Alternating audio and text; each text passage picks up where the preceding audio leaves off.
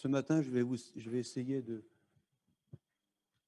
vous donner, non pas ma vérité, mais la vérité de Dieu, celle de Jésus, celle qui va nous encourager, celle qui va nous fortifier.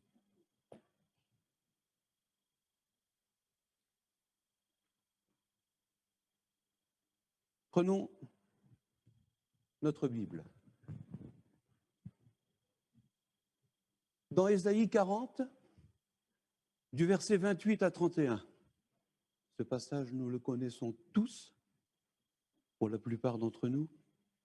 Nous l'avons déjà entendu, réentendu.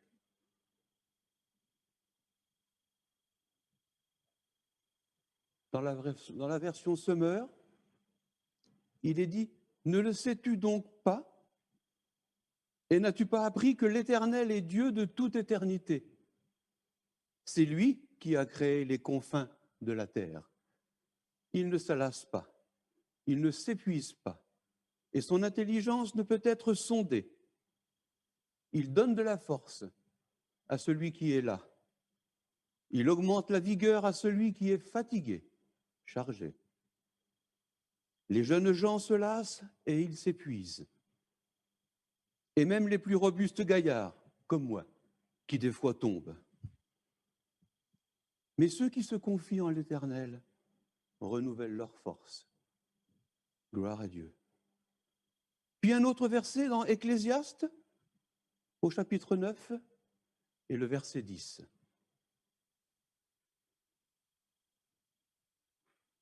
Tout ce que tu trouves à faire, fais-le avec l'énergie que tu as.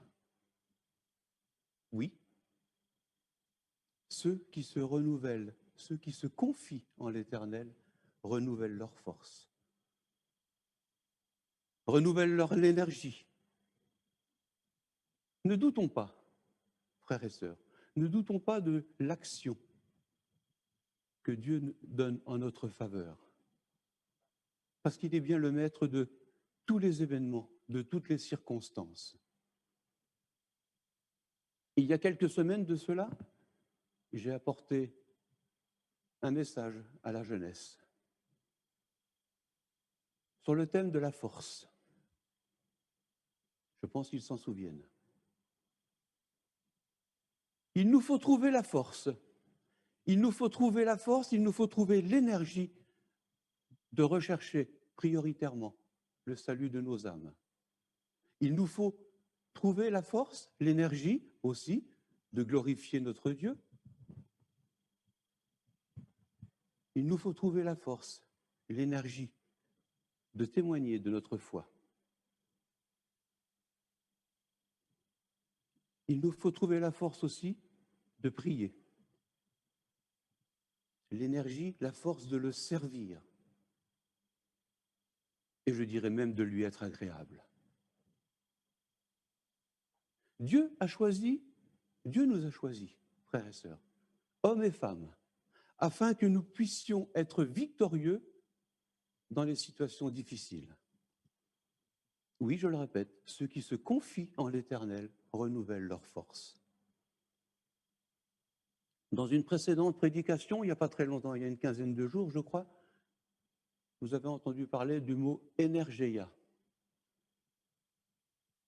Énergie en français, qui veut dire energia en latin, tiré de ce terme grec energeia, qui veut dire force en action. La prière est une force, n'est-ce pas? La prière, ne dit-on pas que la prière a une grande efficacité? Et donc ce mot énergia, en grec, veut dire, ça a été rappelé il y a déjà lors de la prédication par notre prédicateur, M. Laurent Lenoir, énergia veut dire efficacité, force, puissance, pouvoir. Dieu, oui, Jésus, nous donne cette force. La force à celui qui est fatigué, là, chargé, qui est en grande difficulté. Il peut y avoir de la déception, de la détresse, etc. C'est vrai, nous le répétons je dirais même chaque réunion, nous prions pour ça. Depuis 1 an presque, nous traversons des situations, une situation liée, vous le savez tous, à la situation sanitaire, la Covid-19. Et cette situation devient de plus en plus pénible pour chacun de nous. Même si ça ne se voit pas, moi je peux vous dire que c'est pénible pour moi parce que ça va faire 6 mois que je n'ai pas vu mes enfants. Ça va faire 10 mois que je n'ai pas vu ma mère. Donc c'est pénible. Pour les jeunes, pour les moins jeunes, pour les plus âgés. Et cette situation qui perdure, personne ne sait jusqu'à quand. Et c'est de plus en plus difficile à gérer. Tant de questions sans réponse. Beaucoup d'attentes. Et aussi beaucoup de contradictions. Si on écoute les médias, les journaux télévisés, ainsi de suite. Des moments difficiles, des problèmes, des difficultés peut être la cause de bien des choses. Mais c'est vrai qu'avec ces situations que nous traversons, la cause peut être due au travail, parce qu'il faut bien trouver quelque chose. Ça peut être dû aussi avec la relation d'un collègue de travail. Ça peut être aussi avec la relation de mon employeur, de mon patron.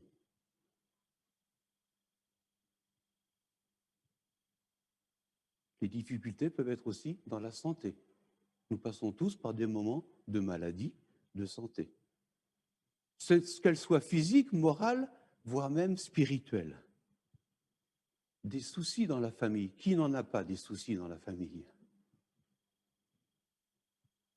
Qui n'a pas des soucis pour ses enfants qui ne connaissent pas encore leur Dieu, notre Dieu? Pour un parent, un frère, une sœur, pour lequel on prie déjà depuis des années. Tout ça, c'est difficile à gérer.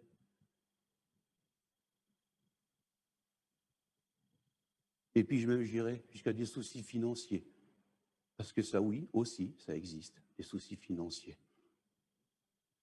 Mais j'aime beaucoup cette citation de Coluche, qui disait, il y a déjà 35 ou 40 ans, dans les années 80, « Le plus dur, c'était la fin du mois, surtout les 30 derniers jours. » Réfléchissez à ça, c'est vrai. C'est vrai qu'il y a des passages difficiles dans notre vie, qui durent plus ou moins longtemps, mais qui nous contrarient. Et la contrariété, c'est pas bon. Et quand on est contrarié, on a du mal à surmonter et à prendre le dessus. Et ce matin, oui, j'en arrive au titre de ma prédication, de mon message. Ce matin, je vais vous parler d'énergie renouvelable. Mais pas n'importe laquelle. Oui, celle qui est reconductible indéfiniment. L'énergie renouvelable de Dieu. Alléluia. Celle qui nous sera indispensable pour traverser toutes ces complications, ces énigmes, ces dangers.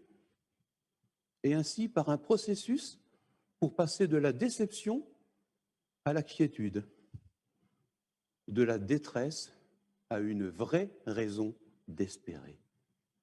Voilà, j'en ai fini. Non.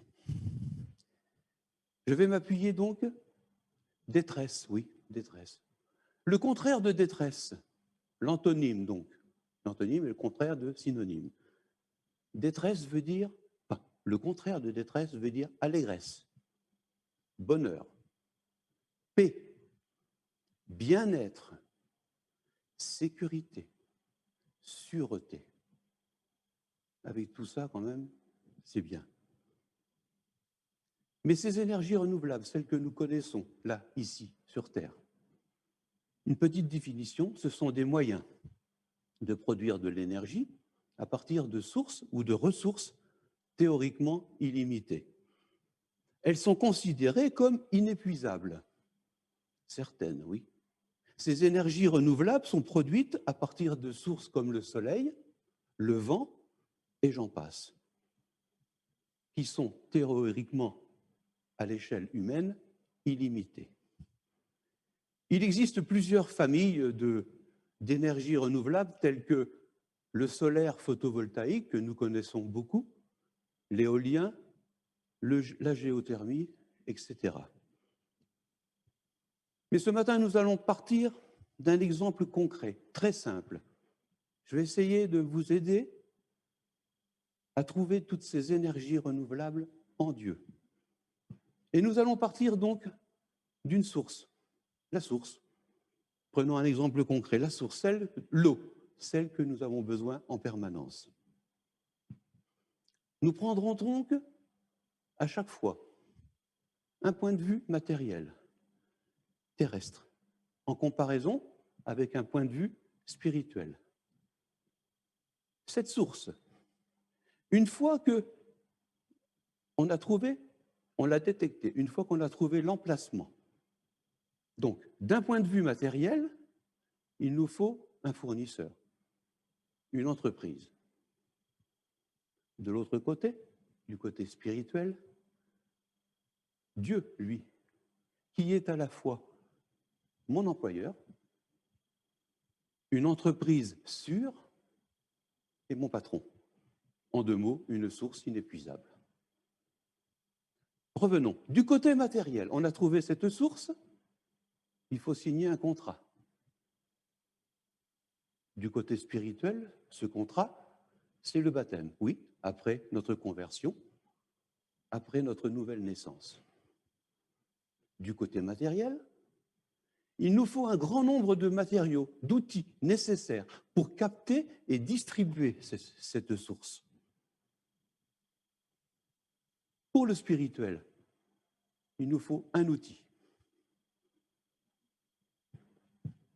la parole de Dieu. Bon, j'irai même jusqu'à deux outils. Le cœur, un cœur à l'écoute, parce que le cœur, c'est le moteur de notre corps.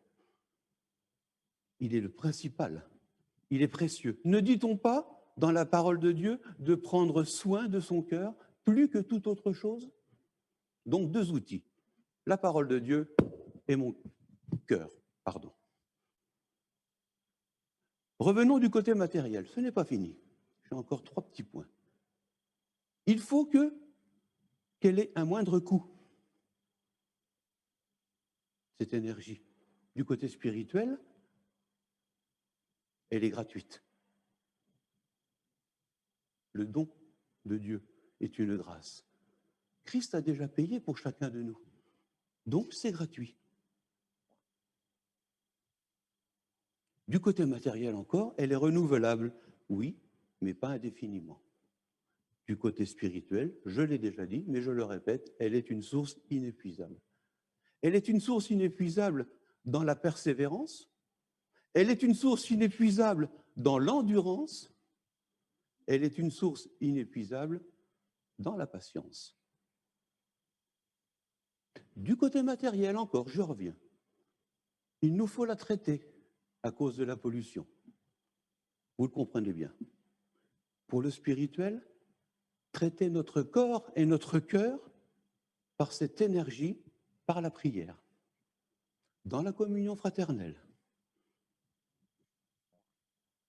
Du côté matériel encore, il y a beaucoup, c'est très difficile, il y a des difficultés de stockage, une énergie intermittente. Pour le spirituel, avec Dieu, l'énergie est suffisante. Elle est permanente, oui, si nous le demandons, si nous sommes auprès de notre Seigneur. Elle est permanente en tout temps et pour toutes circonstances, à condition que tu déposes ton fardeau auprès du Seigneur. Et là, notre joug est léger. Donc si notre joug est léger, cette énergie sera encore plus forte. Et nous pourrons la prendre avec nous et l'avoir tous les jours et lui demander chaque jour de nous renouveler, puisque c'est marqué dans la Bible. Et pour terminer, du côté matériel, une préservation de l'environnement pour les générations futures, ce qui est normal, bien sûr. Mais nous, du côté spirituel, nous, chrétiens, on vise le meilleur pour l'éternité. Énergie renouvelable. Ces deux mots, depuis des années, ces deux mots font la une des médias. Énergie renouvelable. Pour nous inciter à nous pencher sur ce phénomène de pollution et d'épuisement des énergies. Nous devons reconsidérer notre façon de vivre et développer ces énergies pour sauvegarder l'avenir de notre planète. Oui, nous en sommes conscients. Et c'est très important, j'en conviens. Mais pour revenir au côté spirituel, ce qui nous intéresse donc, nous pouvons aussi parler d'énergie lorsque nous réfléchissons à des personnages de la Bible qui ont eu cette force, cette énergie d'aller de l'avant et de poursuivre leur route à travers toutes les difficultés. N'est-ce pas le cas de Moïse, de Josué, de David, de Jérémie, pour ne citer que ces deux, que ceux-là, qui ont eu ce zèle et ont réalisé l'importance. Ils ont résisté aussi vaillamment. Ils ont résisté vaillamment dans toutes les circonstances, face à des oppositions de toutes sortes. Pour tenir ferme, mes frères et sœurs, mes amis, pour tenir ferme et résister, ils puisent leur force dans ces énergies renouvelables. Quelles sont-elles? La présence de Dieu, sa parole, ses promesses, la puissance du Saint-Esprit. 4. Et je parlais juste avant de pollution. La pollution qui peut être attribuée au péché. C'est vrai, il n'y a pas que les sacs plastiques que l'on retrouve dans le fond de la mer, ou la surproduction animale, et j'en passe. C'est vrai, c'est très important. La pollution, le péché, le cœur. Un cœur est pollué quand il y a de l'amertume. Un cœur est pollué quand il y a de la révolte, quand il y a du dégoût, quand il y a du découragement. Oui, garde ton cœur plus que toute autre chose. Et ce processus, je le rappelais lors de la réunion de la jeunesse. Et je leur disais de ne pas se tromper de force. Parce qu'il y a la tienne, oui, mais tu ne vas pas bien loin. Et il y a celle de Dieu, qui, lui, fait toute la différence. Frères et sœurs, quoi que tu fasses avec le Seigneur, nous avons besoin de force physique, morale, spirituelle, d'énergie. Mais avec des degrés et des doses et des pourcentages qui diffèrent. Mais ce n'est pas toi qui jauge les pourcentages. Non, c'est le Tout-Puissant. Lui, le Tout-Puissant, il règle et il fait l'équilibre au moment opportun.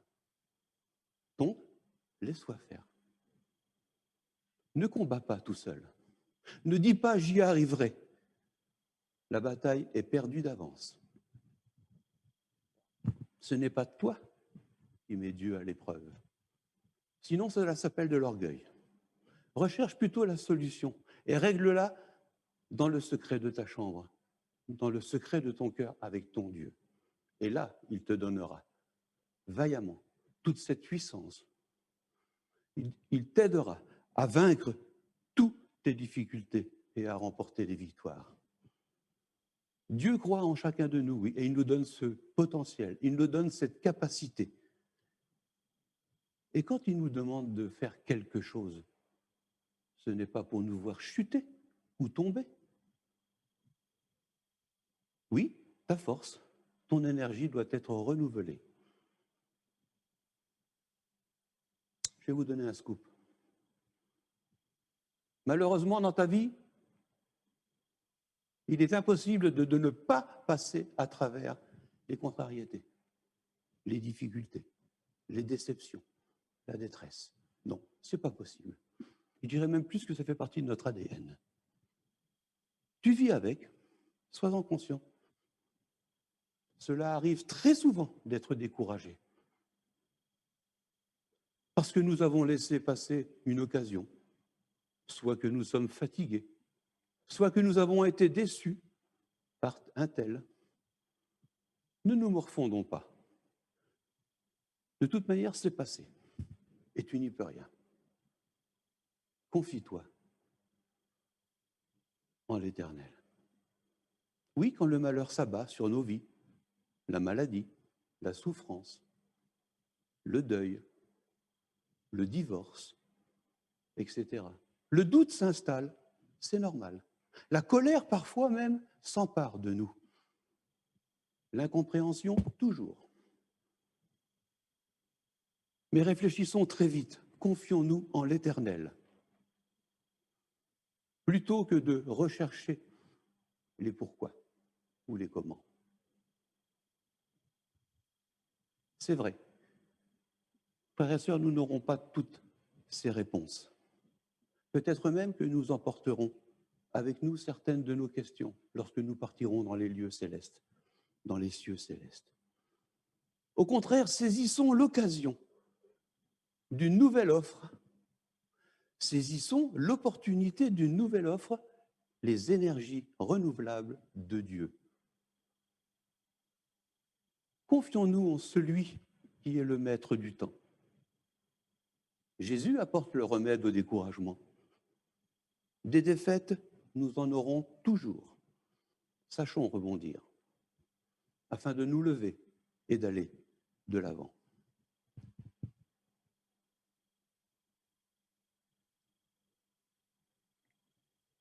Nous devons garder à l'esprit, même dans la plus douloureuse des circonstances. Même dans la plus douloureuse des circonstances, Dieu est au contrôle, au travers de nos épreuves. Il nous l'a promis. Dieu n'est pas un homme pour mentir. 3 choses à faire pour garder l'espoir dans les moments les plus difficiles de notre vie. Rendons grâce à Dieu. C'est un commandement. Même au milieu de la souffrance, en toutes circonstances, rendons grâce à Dieu. 2e point, dites à Dieu que vous êtes prêt à grandir. La souffrance est une occasion de se rapprocher de Dieu et de se confier en lui et d'en se remettre qu'à lui et à lui seul. Il est notre seul espoir,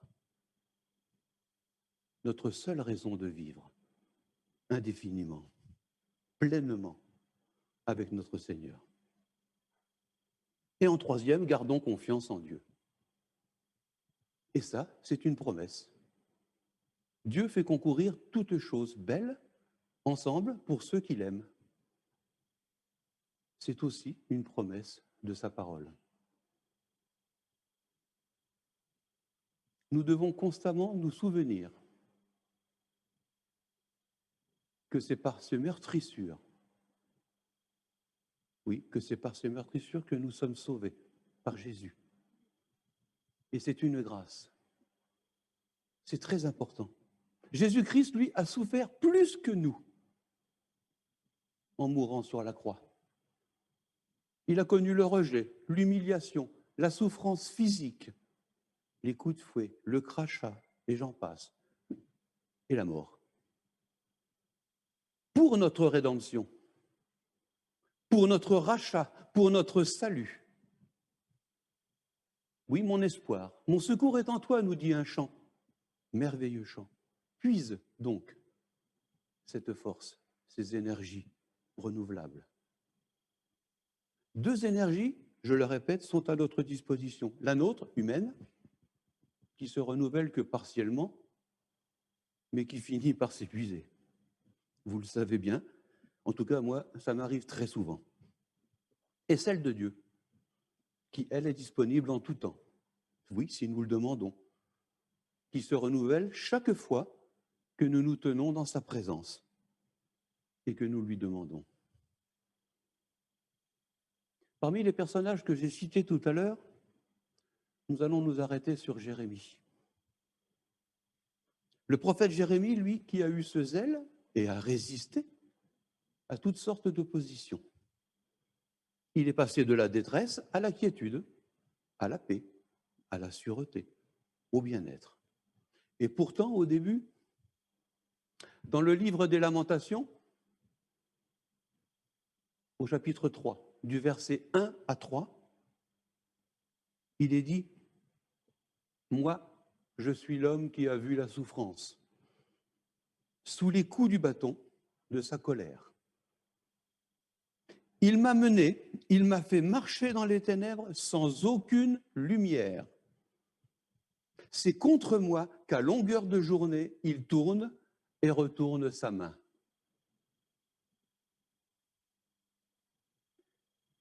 Moi, je suis l'homme qui a vu. Littéralement, ça veut dire, si quelqu'un a vu, c'est bien moi. Le contexte de cette époque, courtement, la ville de Jérusalem est en ruine. Un profond désastre dans le peuple israélien, de Juda. Le temple et le lieu de rencontre même ont été détruits, dévastés. Jérusalem est humiliée, affligée, ruinée. Et quand on lit la première partie du chapitre 3, du verset 4 au verset 18, ici, le prophète retrace la partie la plus sombre et la plus décourageante de son ministère. Remarquez, chaque début du verset commence par « il », Dieu, comme s'il montrait du doigt. Il a usé ma chair, ma peau, il a brisé mes os. Il a dressé contre moi des remparts d'amertume et de peine. Il m'a fait habiter dans les lieux ténébreux. Il a barré tous mes chemins. Il m'a fait sortir du chemin et il m'a mis en pièces. Il m'a gavé d'herbes amères. Il m'a brisé les dents. Tu m'as banni loin de la paix. Je ne sais plus quel goût n'a le bonheur. C'en est fini de tout mon avenir. Je n'espère plus rien en l'Éternel. Frères et sœurs, pour quelqu'un qui lit ce passage pour la première fois, permettez-moi l'expression, on dirait que Dieu, c'est le Père Fouettard. Mes frères et sœurs, faisons attention. Faisons attention si nous traversons. Ne nous trompons pas, n'inversons pas les rôles. Cela peut rassembler quelquefois à un de nos parcours. Tu as dit ceci, tu as dit cela. Et le prophète Jérémie, donc, a expérimenté cette énergie renouvelable dans ce livre des Lamentations. Alors qu'il était épuisé et qu'il disait « Quand ma détresse, quand je pense à ma détresse et à ma misère, quand mon âme s'en souvient, elle s'est abattue au-dedans de moi. » Puis il s'est ressaisi et a proclamé « Voici ce que je veux repasser en mon cœur, ce qui me donnera de l'espérance. Les bontés de l'Éternel ne sont pas épuisées. Ses compassions ne sont pas à leur terme. Elles se renouvellent chaque matin. Oh, que ta fidélité est grande! Gloire à Dieu. Et si tu veux t'en sortir, si tu es en pleine détresse, alors une seule chose en tête, espère en Dieu. Oui, les bontés de Jésus pour notre vie se renouvellent nos forces. Et nous donnerons ce zèle pour grandir, pour le servir. Après l'instant de détresse que nous venons de voir, il y a eu donc la période espoir, qui sera suivie de la période louange. Le prophète montre ici comment il reprit espoir. Même si rien ne va, même si tout est au plus bas, sache que la miséricorde de Dieu fait en sorte que les pires événements, les pires situations n'empirent pas. Sois-en confiant, sois-en certain. Jérémie donc reprend espoir au verset 22 de ce chapitre 3. Les bontés de l'Éternel ne sont pas épuisées. Et même le prophète Malachie le souligne et dit « Car je suis l'Éternel et je ne change pas. » Oui, il est le même hier, aujourd'hui et éternellement. Au verset 23, « Oh, que ta fidélité est grande !» Dieu tient toutes ses promesses conformément à sa vérité, à sa fidélité.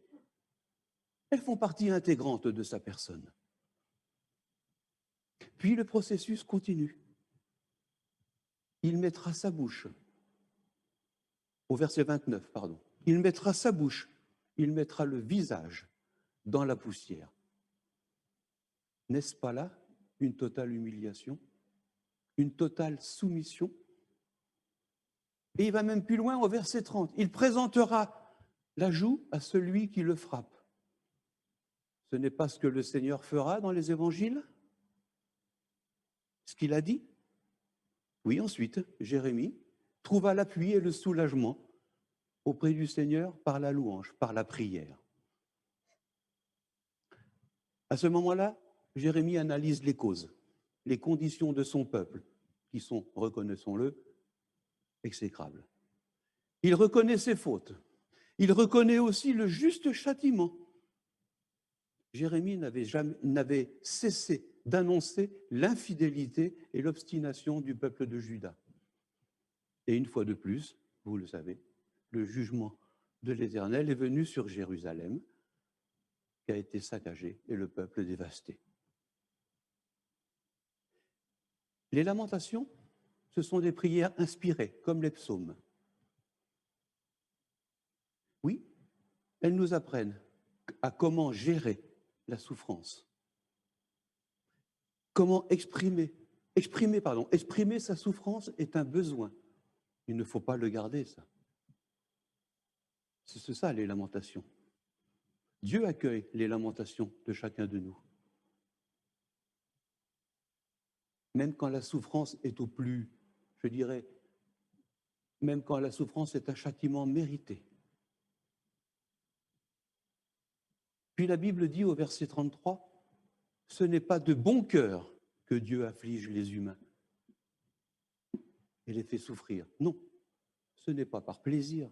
Dieu ne fait pas ça, ce n'est pas le Père Fouettard, comme je l'ai dit tout à l'heure. » Pour bien comprendre ce message, réaliser l'importance que Dieu doit être mon essentiel. Reprenons ces 4 points nécessaires pour tenir ferme, afin que nous puissions être non pas troublés, non pas inquiets, non pas désemparés, non pas contrariés, dans l'angoisse, voire même dans le désert spirituel. Non. Reprenons ces points. Le premier point, c'était la présence de Dieu, qui est indispensable pour sortir de ces passages douloureux, de ces déceptions. Soupirer, désirer ardemment, doit être la raison, notre raison de vivre, doit être le souhait d'être dans sa présence, doit être la priorité. Le psaume 42, au verset 2 et 4, « Comme une biche soupire après des courants d'eau, ainsi mon âme soupire après toi. Ô Dieu, mon âme a soif de toi, du Dieu vivant. Quand irai-je et paraîtrai-je devant ta face, devant la face de Dieu? Mes larmes sont ma nourriture jour et nuit, pendant qu'on me dit sans cesse, où est ton Dieu? » La présence de Dieu, sa parole. Sa parole est la vérité. Sa parole est la vérité. Littéralement, Jésus est la parole faite chair. Elle est notre moteur. pour renouveler cette énergie. Elle est l'essence même, sa parole, pour retrouver notre énergie et la garder. La présence de Dieu, sa parole, ses promesses. Ces promesses qui sont oui et amen en Jésus. Soyons fermement attachés aux promesses de Dieu. 2 Corinthiens 1, verset 20. 2 Corinthiens 1, verset 20. Car pour tout ce qui concerne toutes les promesses de Dieu, c'est en lui qu'est le oui. C'est pourquoi encore l'amen par lui est prononcé par nous à la gloire de Dieu. Il faut que ces promesses soient plus fortes que nos doutes. Gardez ça à l'esprit, frères et sœurs. Il faut que ces promesses soient plus fortes que nos doutes. Les promesses, alors la présence de Dieu, sa parole, ses promesses, la puissance du Saint-Esprit. La puissance du Saint-Esprit. Le Saint-Esprit sera ta force. Ton énergie de tous les jours.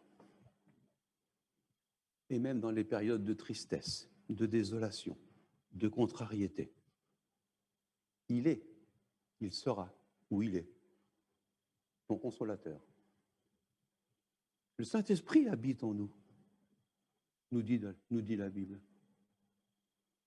Mais encore faut-il, est-ce que nous nous en servons vraiment lorsque nous sommes dans le besoin d'être secourus, sauvés, guéris, restaurés, et j'en passe?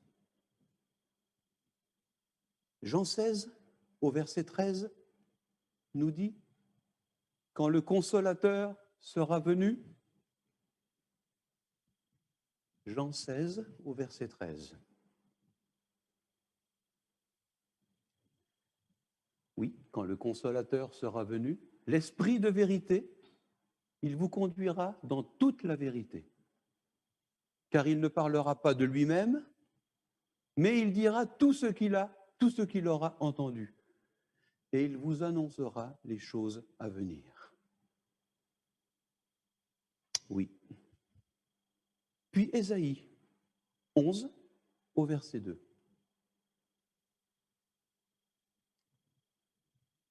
L'Éternel, l'Esprit de l'Éternel reposera sur lui.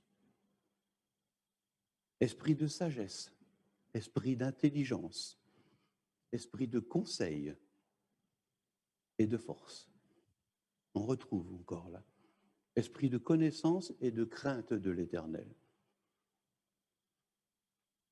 Nous allons arriver à la fin de notre message, mais je voudrais rajouter, ne reste pas cloîtré. Ne t'enferme pas dans ta déception, dans ta détresse, dans tes doutes, dans tout ce qu'on a parlé, ces moments. Non, recherchons toutes ces énergies, mais les énergies de Dieu, elles sont renouvelables. Garde-les dans ton cœur. Il est de notre devoir, et c'est un véritable encouragement, de s'attendre à lui, de s'attendre paisiblement en l'Éternel. Oui, nous le disons souvent, et d'ailleurs il a encore été répété vendredi ou mardi, tant qu'il y a de la vie, il y a de l'espoir. Moi j'aime bien ça aussi, c'est vrai. Au lieu de nous plaindre que tout va mal, nous devrions au contraire être encouragés par la conviction que tout finira par s'arranger. Oui, si nous déposons tout à notre Seigneur, si nous visons le meilleur, si nous recherchons toutes ces énergies renouvelables, la présence, sa parole, ses promesses, le Saint-Esprit qui est en nous, je le rappelle. Oui, tant qu'il y a de la vie, il y a de l'espoir. Mais est-ce que tu veux vraiment t'en sortir? Trouve cette énergie, frères et sœurs, amis, et demande au Seigneur de la renouveler chaque jour. Je rajouterai, ne sois pas honteux, même dans les tribulations. C'est normal. Il n'y a pas de honte à être dans les tribulations.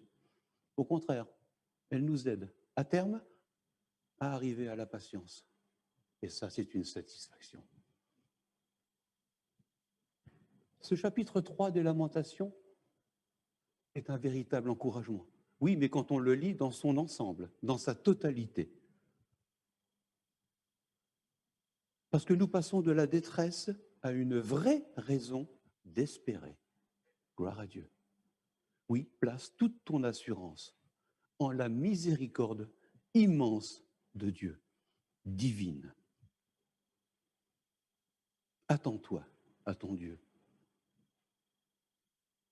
Toutes ces tristesses, toutes ces tribulations contribueront indéfiniment pour notre bien, à notre bien.